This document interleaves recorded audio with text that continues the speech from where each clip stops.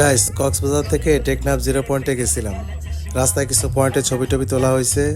সবার মন মাইন্ড খুব ভালো ছিল। আসার সময় মেরিন ড্রাইভ রোডের উপর একটা অটোতে জেলেরা মাছ উঠাইছে বাজারে নিয়ে বিক্রি করার জন্য।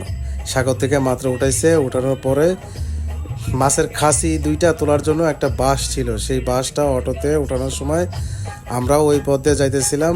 হঠাৎ বাঁশ আমাদের চলন্ত প্রাইভেটের সাথে ধাক্কা লেগে যায়। এটা বাড়ি লাগার পরে আমরা নাইমা দেখি যে ডোর হ্যান্ডেল ভেঙে গেছে আর 4 ইঞ্চির মতো টেন পেন্টের ক্ষতি হয়েছে। পরে নাইমা ওদের সাথে কথা বললাম।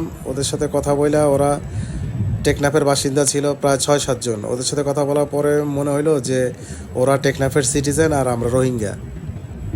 তারপর 999-এ ফোন দিলাম। পুলিশ আসলো। প্রায় 40-45 মিনিট পরে পুলিশ আসলো।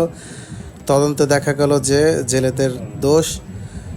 তো আমরা দাবি করলাম যে 5,000 টাকা আমাদের ক্ষতিপূরণ দিতে হবে। তারপরে ওরা পকেট টকেট সব ছাইরা 150 টাকা কম 5,000 টাকা আমাদেরকে বুঝাই দিল আর মাপটা পচাইয়া দিল। এখন দেখি কীভাবে বাইটা লাগছে। এই চলতি অবস্থায় এই বাইটা লাগলো। এই যে বাইটা লাগছে, লাগার পরে আমরা গান বন্ধ করছি। গাইস, এখন স্লো মোশন দেখেন। এই যে বাসটা, এই বাসটা লোড করার সময় আমাদের গাড়িতে লেগে গেছিল। এই লোকের হাতে ছিল।